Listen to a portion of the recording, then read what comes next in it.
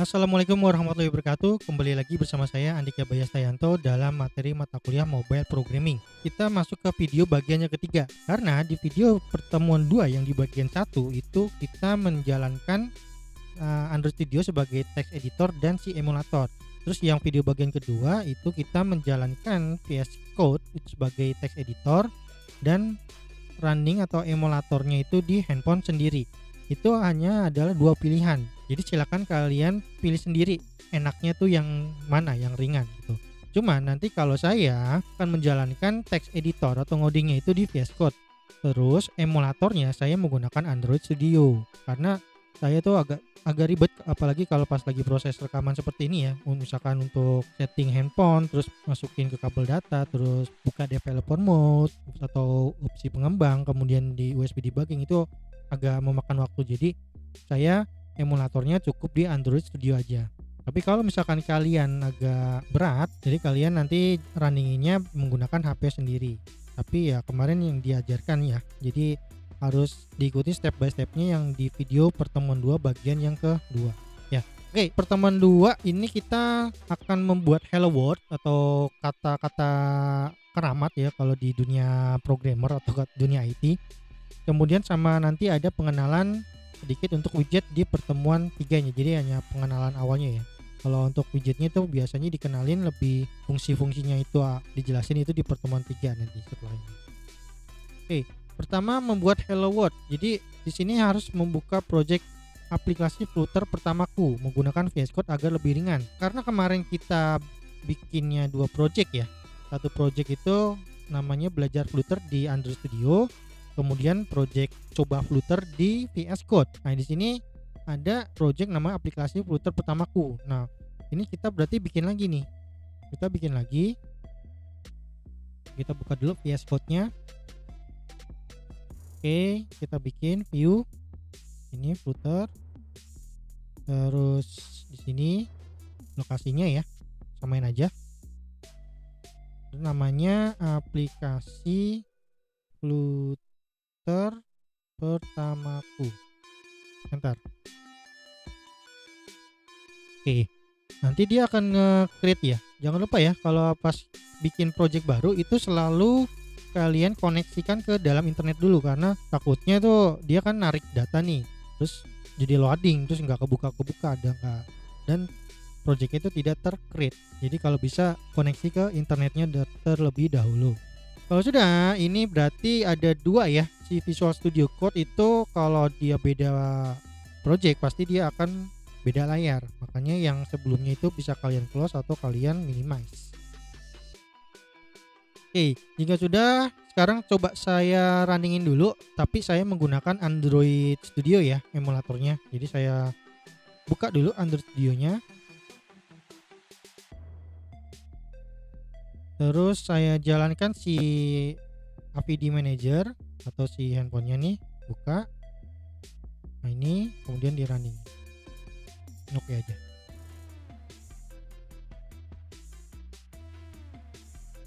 Oke, ini udah kebuka ya, cuman masih agak loading gini. Cuman ini sebenarnya udah bisa jalan.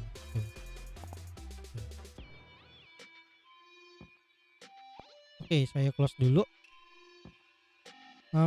Kalau di Android Studio emulatornya udah jalan, ini software yang Android Studio-nya bisa kita close ya. Jadi dia terpisah nih sebenarnya. Yang penting tuh ada emulatornya tuh sendiri. Nah, ini saya codingnya pakai Visual Studio Code tapi runninginnya menggunakan emulator yang ada di Android Studio. Kita coba running ya. Ini klik aja langsung. Ini akan launching. Sebenarnya kalau di laptop saya emang lebih enak seperti ini. Jadi runninginnya itu ya di emulator di Android Studio-nya. Biar nggak terlalu makan waktu. Kalau di handphone kan saya harus mirror dulu, kemudian colok kabel data dulu, terus aktifkan mode pengembang, terus checklist si USB debugging, lalu install USB via USB, agak ribet nih waktunya. Tapi kalau di emulator di Android Studio saya hanya menjalankan aja nih handphonenya menggunakan Android Studio.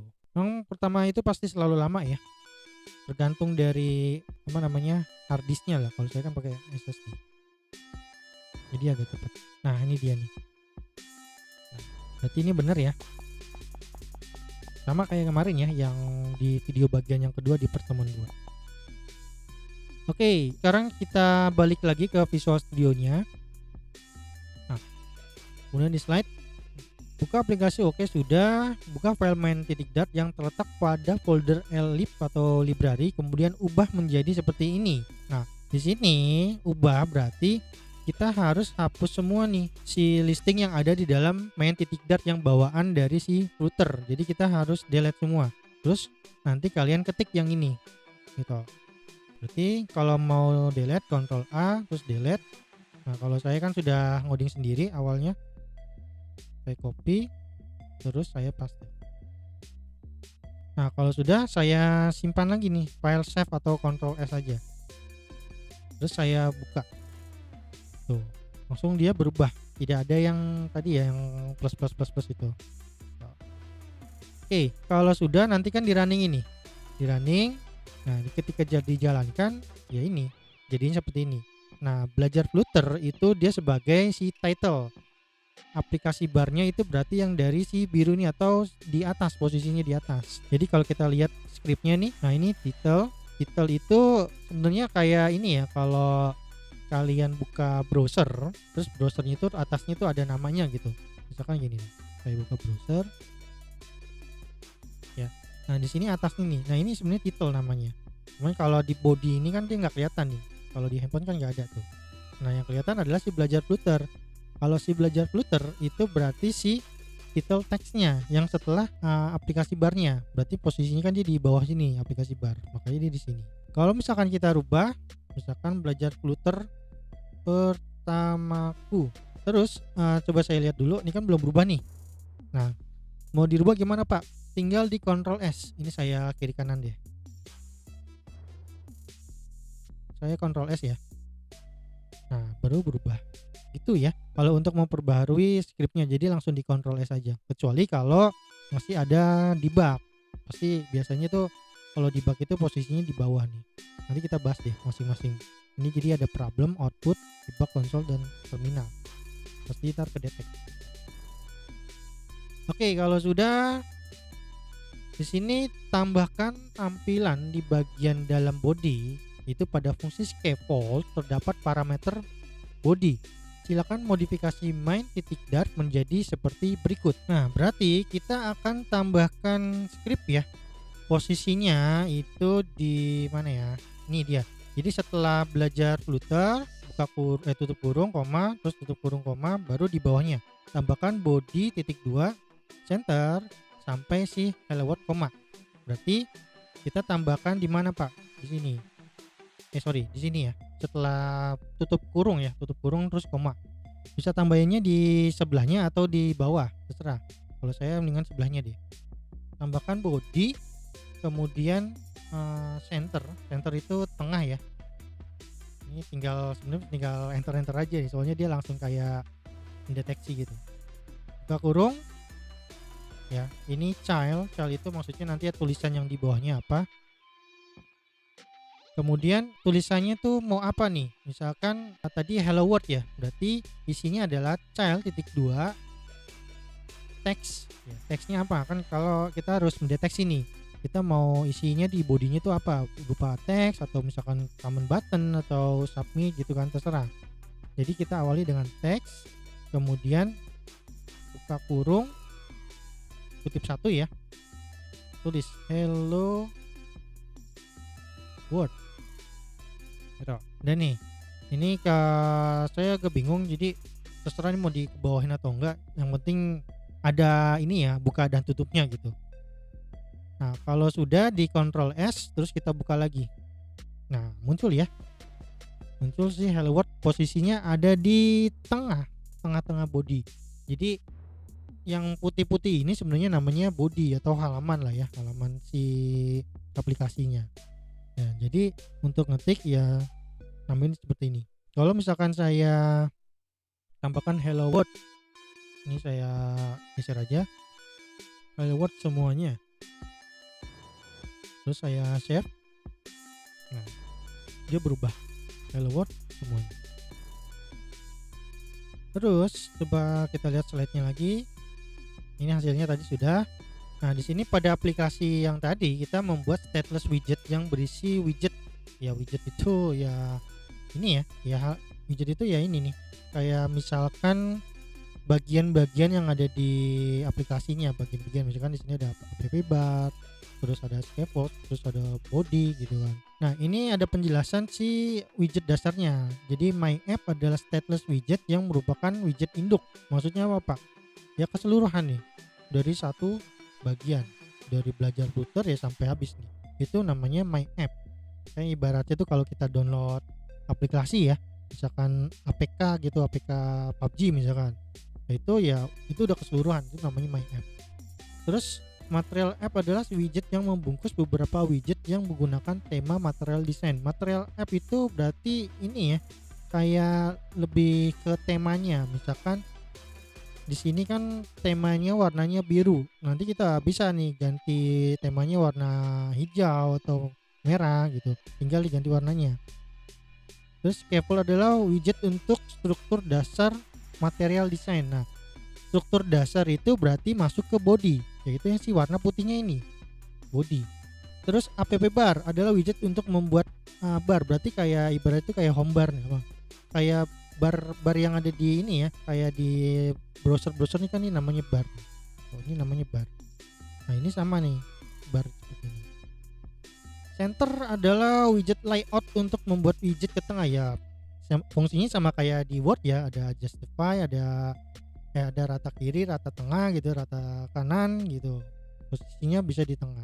Terus text adalah widget untuk membuat teks ya. Berarti tadi kita kan mau nulis si hello world itu sebagai teks, berarti kita tulis.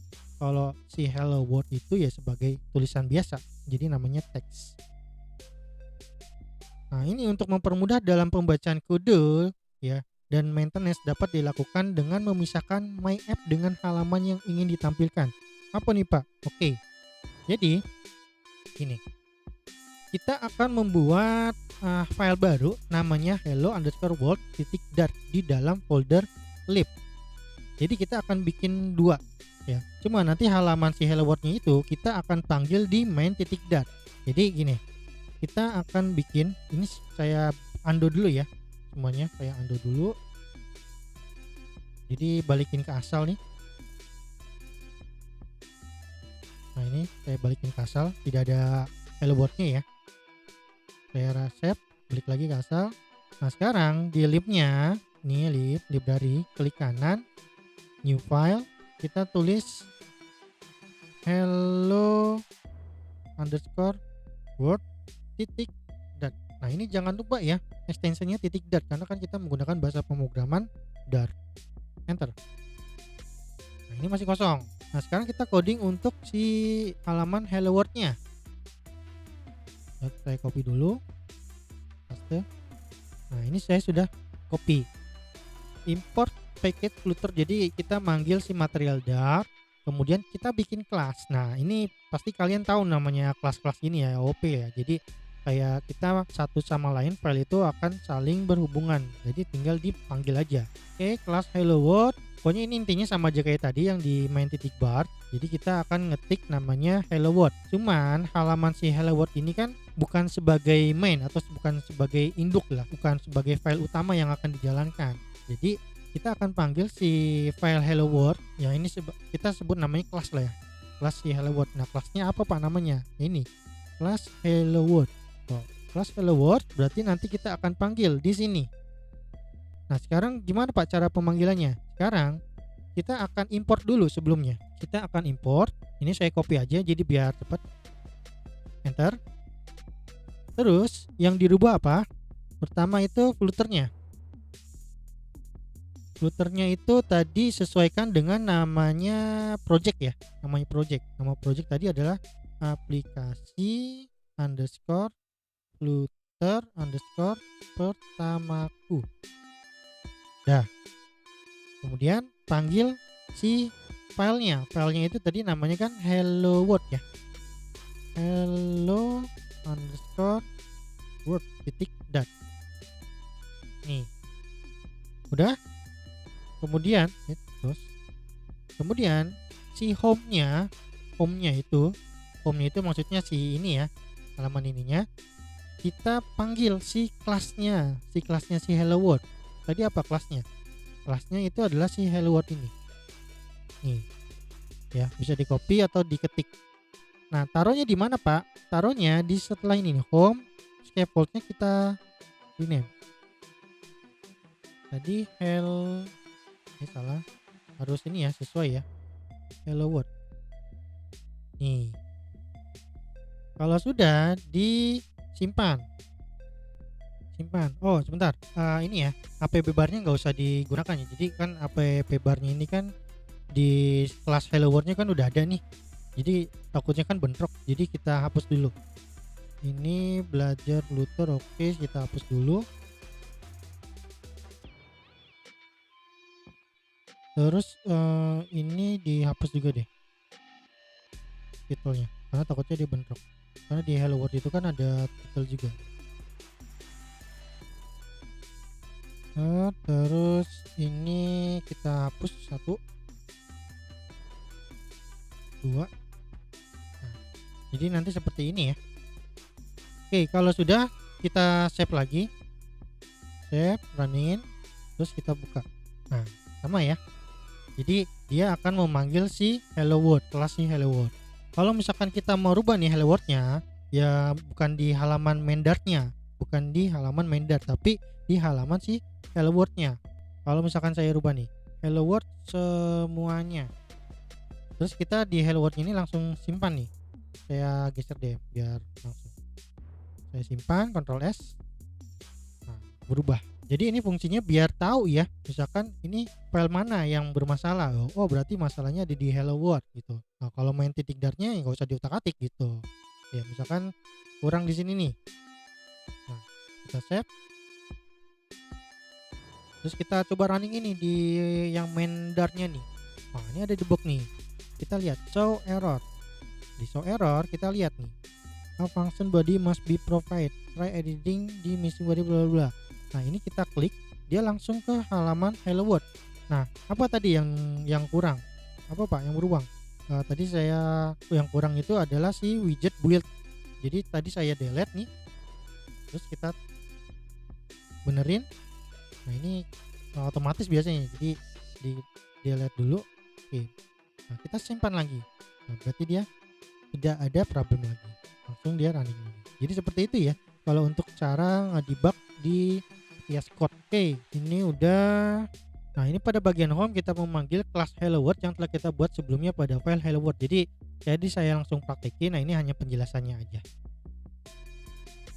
Nah, ini untuk mempercepat dalam pembuatan kelas pada VS Code dapat dilakukan dengan mengetik st kemudian memilih stateless widget atau stateless widget atau ini stateful ya. Ini seharusnya stateful widget. Kemudian diketikkan nama kelas yang diinginkan. Ini ya sebenarnya tadi sih ya, kalau misalkan kita kelas, nah itu dia muncul. Itu kayak istilahnya itu kayak bantuan ya. Jadi nggak usah langsung mau kelas nih, ya nggak usah kelas gitu kan, langsung otomatis gitu. Jadi biar mempermudah sih sebenarnya, biar nggak terlalu mikirin listing ya, bener atau salahnya tuh. Enaknya VS Code tuh sebenarnya seperti itu. Oke, kalau sudah ini membuat widget kolom. Jadi widget kolom itu maksudnya kita akan membuat kolom. Di sini kita akan bikin file Dart baru namanya column_widget.dart. Kemudian kita akan isi listingnya seperti ini. Nah, berarti kita tambahkan di lib, klik kanan, new file. Kemudian namanya tadi filenya adalah column_widget.dart. Enter.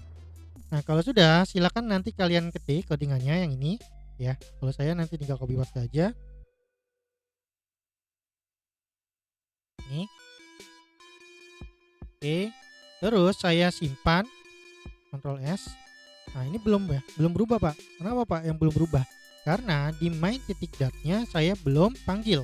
Jadi di sini bisa kalian tambahkan importnya atau bisa kalian rename. Enaknya sih saya tuh tambahin sih, soalnya takutnya saya agak lupa terus ternyata saya belum import.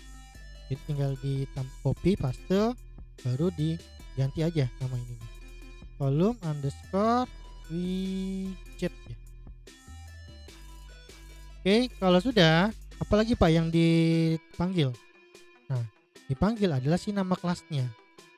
Gitu. Kalau ini kan kelasnya namanya masih Hello World ya. Masih file si Hello World ini nih, kelas Hello World. Nah, sekarang kita panggil kelas untuk kolom widget. Nah, ini nama kelasnya nih. Kita copy aja. Copy, terus buka main dartnya, paste di sini. Hello World. Ya. Nah, sekarang kita akan save. Ini biar ada perubahan deh, geser-geser lagi. Kita save, Ctrl S. Nah, gitu. Nah, ini fungsinya sebagai pembuat kolom. Jadi kayak kalau misalkan kita bikin data itu ada kolom 1, kolom 2, kolom 3 sampai kolom 4.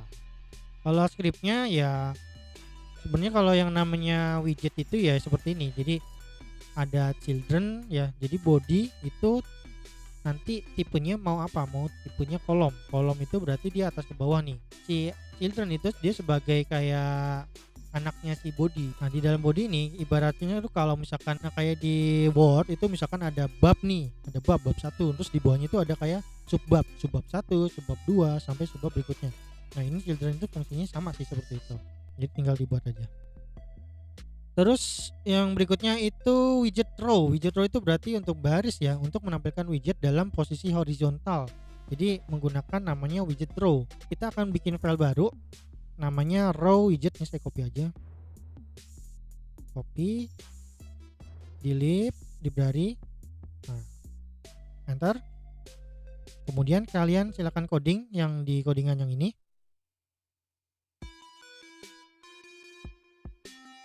Terus di mainnya, di main titik dart, jangan lupa diimport dulu.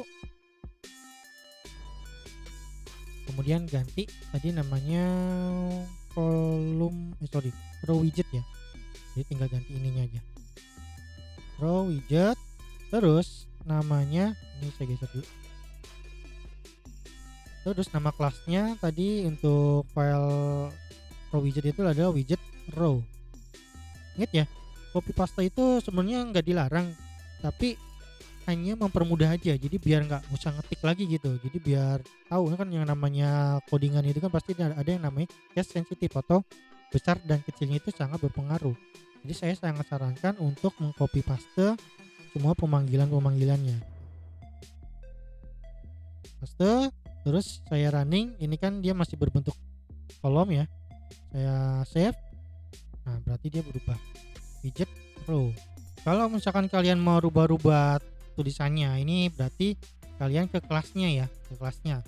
Misalkan saya mau ganti teksnya ini bukan widget row, tapi misalkan widget baris nih. Baris, terus langsung aja kalian Ctrl S. Ini kan awalnya widget row, saya Ctrl S. Langsung dia berubah widget baris. Jadi sesuaikan aja. Oke, widget row sudah. Ini hanya mengenalan stateless widget dan stateful widget. Jadi intinya stateless widget itu widget yang propertinya imut atau ibarat itu kayak nilai konstanta, dia tidak bisa berubah. Udah. Kalau misalkan kayak contohnya itu widget container. Container itu ya cuman kotak itu aja kan. Masa kalau saya masukin container bisa nanti dia bulat ya, nggak bisa. Cuman kalau dia yang bisa berubah-ubah itu namanya stateful widget. Ya, stateful widget. Makanya tadi yang di awal itu kok di sini stateless widget sama stateless widget sama aja. Harusnya bedanya ya stateless widget sama stateful widget gitu. Nah, nanti silakan dicoba-coba aja yang untuk yang ini. Terus yang tugas pertemuan 2 nih. Ini sebenarnya bukan ini ya, bukan enggak harus tugas ngumpulin, enggak. Saya enggak seperti itu. Jadi saya nanti langsung bahas aja gitu. Nah, tugas pertemuan 2 di sini adalah hanya membuat form dengan Flutter, kemudian mengikuti langkah-langkah seperti ini. Jadi kita akan buat user interface-nya di folder library, kemudian di folder UI atau user interface di dalam nih folder lib.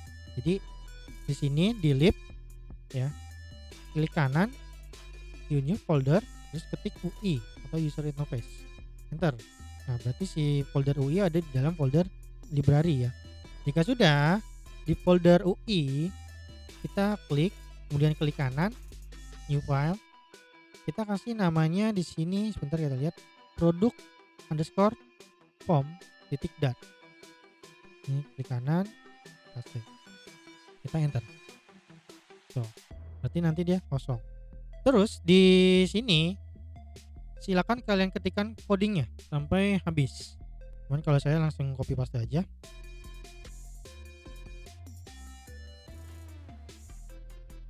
Paste. Oke, nah ini ada kesalahan 2. Kita hapus dulu. Oke, kalau sudah, nanti kalian coba running ya, ubah main titik datnya dengan pemanggil kelas form produk form. Tadi di halaman produk form titik dat itu kelasnya adalah si produk form. Ingat ya, kelasnya adalah produk form, bukan kelas yang di bawahnya, bukan si produk form state. Kalau kalian waktu itu belajar pemrograman berbasis objek, pasti kalian tahu mana yang si main class sama mana yang si anak kelasnya. Jadi kalau bisa pemanggilannya itu usahakan yang pertama dideklarasikan, yaitu si kelas produk form di sini. Karena kan isinya si kelas produk form ya si produk form state. Nah, isi produk form state berarti yang di bawahnya ini. Tuh. Ya, jadi nanti panggilnya itu ya si kelas produk form. Nah, jika sudah kita dipanggil di mana Pak? Di main titik dat. Ini kita tambahkan, copy terus paste. Nah, usahakan posisi di produk underscore form dart ini kan posisinya tuh di dalam lib, kemudian di dalam folder UI. Berarti di importnya itu kalian tambahkan, berikan aplikasi Flutter pertamaku itu project, kemudian tambahkan UI sebagai foldernya, kemudian slash. Tuh ya, kalau sudah ini udah otomatis enak nih. Kita klik aja nih bawah nih. Udah nih belum? Apa yang kurang? Ya si home-nya. Si home-nya itu adalah kita akan panggil si kelas si produk form. Kita copy, kemudian kita paste di sini. Kalau sudah baru langsung di running. Kita lihat. Nah, ini sudah jalan. Dia sudah jalan. Sudah sesuai. Tinggal bisa diketik aja nih, mau ketik di sini atau dipakai keyboard gitu kan. Andika misalkan kode produknya BRG 001, kemudian nama produknya misalkan SSD 512 GB, harganya misalkan 1 juta, baru nanti disimpan. Ini kan simpan udah belum berpengaruh ya, nanti berpengaruhnya nanti pas di pertemuan berikutnya gitu. Nah, sebagai catatan, kalau misalkan kalian menemukan problem seperti ini nih, dia rest button is deprecated and should be used. Jadi untuk beberapa aplikasi yang sudah update, untuk kita buka dulu yang produk form datnya. Untuk rest button itu maksudnya itu untuk widget si simpan nih, dia sebagai button ya. Nah, kalau di sini saya alhamdulillah masih jalan. Cuman kalau misalkan kalian trouble gitu kan, masih ada yang trouble karena kan di codingannya di slide-nya itu kan dia menggunakan rest button. Rest button itu di beberapa aplikasi yang sudah terbaru itu saya udah nggak digunakan atau udah dihilangkan gitu.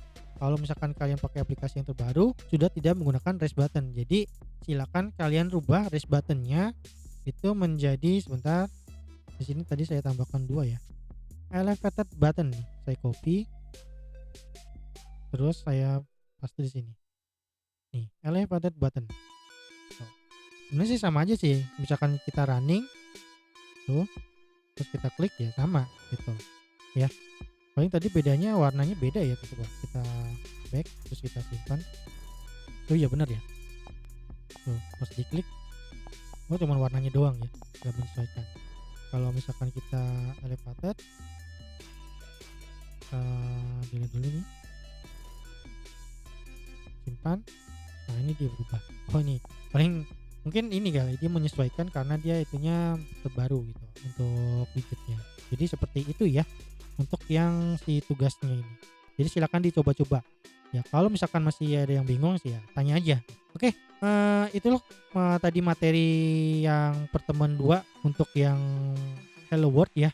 Jadi kalau misalkan ada yang ingin ditanyakan, silakan tanyakan ke WhatsApp grup atau WhatsApp pribadi saya, cuman dengan catatan masih di hari saya mengajar, yaitu hari Rabu ya.